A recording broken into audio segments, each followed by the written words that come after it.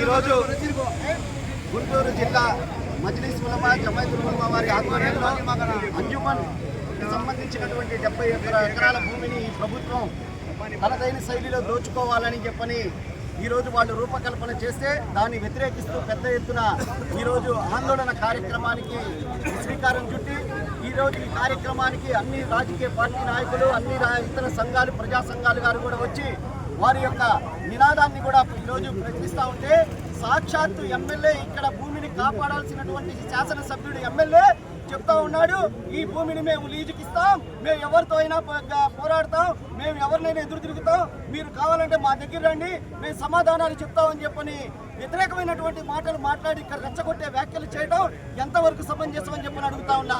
నిన్ను ఇక్కడ 1,60,000 మంది ముస్లింస్ ఓట్లేసి గెలిపిస్తే నువ్వు చేసే పని ఇదేనా? అంజుమన్ అధ్యక్షుడిగా నీకు బాధ్యత లేదా?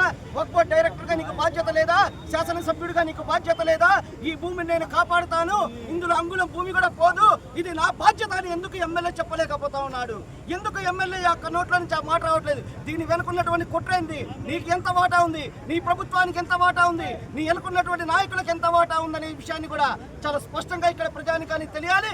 నిస్సిగ్గుగా ఎమ్మెల్యే మాట్లాడుతూ ఉన్నాడు, నేను డెవలప్మెంట్కి ఇస్తా, కావాలంటే నాతో పడి ఎవరైనా పోరాడండి అని చెప్పని. ఇది ఎంత దుర్మార్గం!